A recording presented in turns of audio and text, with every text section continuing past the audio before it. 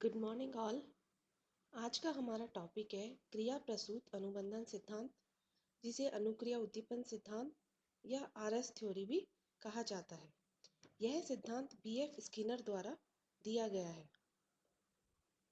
BF Skinner America के निवासी थे।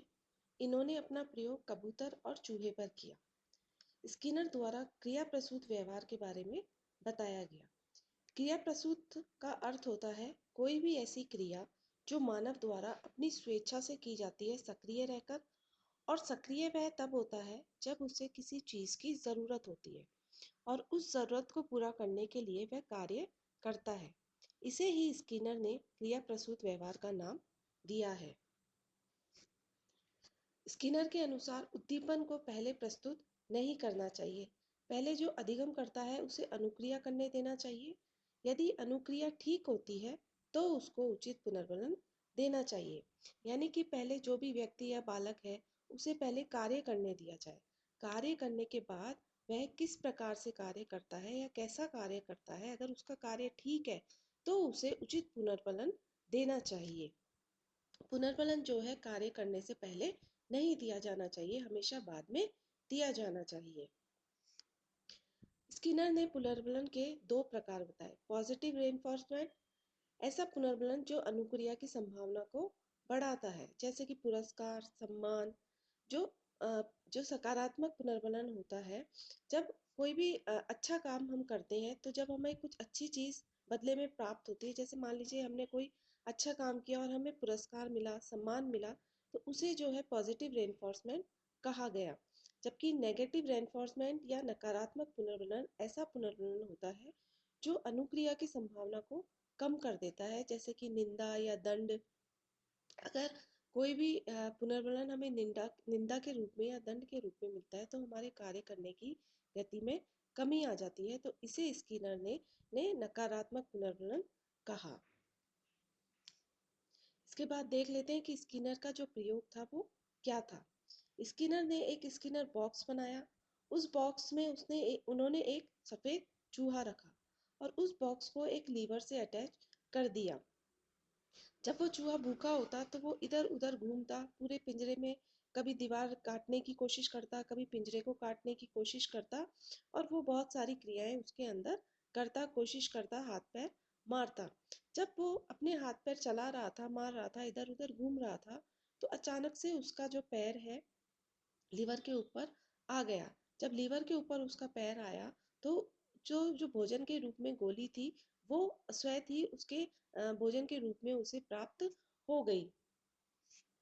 ऐसा देखा गया कि प्रयोग में चूहा पहले काफी समय तक बॉक्स में इधर उधर घूमता, दीवार को सूंघता, फर्श को सूंघता, काटने की कोशिश करता, और इधर उधर घूमते घूमते अचानक उसका पैर लीवर पर पड़ जाता और भोजन के रूप में उसे गोली प्राप्त हो जाती। लेकिन धीरे धीरे कई बार जब ऐसा हुआ तो चूहे को ये चीज समझ आ गई और वो लीवर के आसपास ही घूमने लगा। और एक समय ऐसा आया कि जब चूहे को जब भी भूख लगती वो सीधा लीवर को ही दबा देता। इस तरीके से वह बॉक्स में लीवर दबाने की अनुक्रिया को सीख गया। इस प्रकार से जो है चूहे पर स्किनर ने अपना प्रयोग करके देखा। अब स्किनर जो है वो क्रियाओं पर जोर देते हैं, इसलिए इनके सिद्धांत को क्रिया प्रसूत सिद्धांत भी कहते हैं, क्योंकि स्किनर कहते हैं कि पहले व्यक्ति को क्रिया करनी चाहिए, जैसी वो क्रिया करता है उसी प्रकार पुनर्बलन दिया जाना चाहिए। इस सिद्धांत में स्किनर ने एसआर थ्योरी जो कि थॉर्नडाइक द्वारा दी गई थी को बदलकर आरएस थ्योरी में बदल दिया, क्योंकि इस सिद्धांत में पहले अनुक्रिया की जाती है, बाद में भोजन पुनर्वलन के रूप में जो भोजन होता है वो प्राप्त होता है। स्किनर का मानना है कि क्रिया करते रहनी चाहिए तथा क्रिया के तुरंत बाद बालक को पुनर्वलन देना चाहिए, क्योंकि पुनर्वलन मिलने से क्रिया करने की गति में और तीव्रता आ जाती है। यानी कि जब भी कोई कार्य किया जाए, कोई क्रिया की जाए, तो उसके बाद बालक को पुनर्वलन देना चाहिए। क्योंकि अगर मान लीजिए बालक ने कुछ अच्छा काम किया है और उसे पुनर्वलन नहीं मिलता है, या उसने कुछ गलत काम भी किया है और उसे पुनर्वलन नहीं मिलता है, तो जो उसकी क्रिया है उसमें कमी आ जाती है। अगर बालक ने कोई अच्छा काम किया और उसे पुनर्वलन स्वरूप प्रशंसा मिली या कोई पुरस्कार मिला, तो उसकी जो कार्य है उसमें गति आ जाएगी, वो उस कार्य को बार बार दोहराएगा।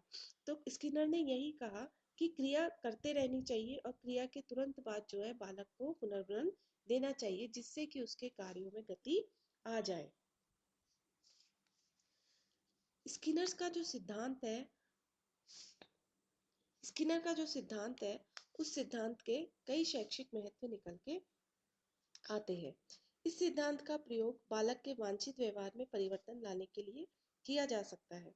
स्किनर शिक्षा में अभिप्रेरणा को बहुत ही अधिक बल देते हैं। जो मोटिवेशन होता है वो शिक्षा के लिए बहुत ही आवश्यक होता है। जब बच्चों को किसी भी चीज़ को सीखने के लिए मोटिवेट किया जाएगा तो बच्चे उस चीज़ को सीखने के लिए तत्पर होंगे और बहुत अच्छे से उसे सीखने की कोशिश करेंगे।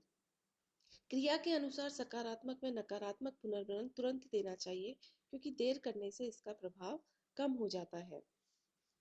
मान लीजिए कोई छात्र गलत कार्य करता है तो उसे टीचर द्वारा पनिशमेंट दी जाती है, सजा के रूप में उसे नकारात्मक परिणाम प्राप्त होता है। जब उसे पनिशमेंट दी जाती है तो उसके बाद जो है वो उस गलत काम को दोबारा नहीं करना चाहता या नहीं करता। इसके विपरीत यदि वह कोई अच्छा काम करता है तो उसे प्रशंसा या पुरस्कार दिया जाता है, तो यह सकारात्मक परिणाम या सकारात्मक पुनर्बलन होता है। इसके बाद जो बच्चा है उस कार्य को करने के लिए प्रोत्साहित होता है या बार बार उस कार्य को करना चाहता है, क्योंकि उसे जो है सकारात्मक पुनर्बलन प्राप्त हुआ है। लेकिन जो ये पुनर्बलन होते हैं, स्किनर के अनुसार यह कार्य करने के तुरंत बाद दे दिया जाना चाहिए। अगर बाद में पुनर्बलन दिया जाएगा तो उसका प्रभाव उतना अच्छा या उतना अधिक नहीं हो पाएगा जितना कि कार्य करने के तुरंत बाद हो सकता है। इस सिद्धांत के द्वारा बालक में अपेक्षित व्यवहारगत परिवर्तन किया जा सकता है। जिस प्रकार का भी पुनर्बलन बालक को दिया जाएगा उसी प्रकार के पुनर्बलन के अनुसार जो है बालक के व्यवहार में परिवर्तन संभव हो सकेगा। नकारात्मक पुनर्बलन से जो बालक है वो जो गलत कार्य है उन्हें नहीं करेगा, जबकि सकारात्मक पुनर्बलन के जो कार्य है उन्हें बालक करने के लिए प्रोत्साहित रहेगा और उसके कार्यों में गति आएगी। तो इस प्रकार से स्किनर ने जो है अपने जो सिद्धांत है उसमें अनुक्रिया को ज़्यादा महत्व दिया है। स्किनर ने कहा कि कोई भी अनुक्रिया दोबारा होगी या नहीं, यह पहले की गई अनुक्रिया से प्राप्त सकारात्मक या नकारात्मक परिणाम पर निर्भर करता है। तो इस प्रकार जो है स्किनर ने अपने प्रयोग में अनुक्रिया पर ज़्यादा बल दिया है और सकारात्मक और नकारात्मक पुनर्बलन की बात की है। स्किनर का जो सिद्धांत है उसके और भी अन्य नाम है, जैसे सक्रिय अनुबंधन सिद्धांत, अनुक्रिया उद्दीपन सिद्धांत, आरएस थ्योरी जिसे रेस्पॉन्स स्टिमुलस थ्योरी भी कहा जाता है, क्रिया प्रसूत अनुबंधन सिद्धांत, कार्यात्मक प्रतिबद्धता सिद्धांत, साधनात्मक अनुबंध और स्किनर बॉक्स प्रयोग। स्किनर ने जो बॉक्स यूज किया उसे स्किनर बॉक्स कहा जाता है, इसीलिए इस सिद्धांत को स्किनर बॉक्स प्रयोग भी कहा जाता है। ठीक है स्टूडेंट्स, आज हमने स्किनर का जो सिद्धांत है उसके बारे में अध्ययन किया।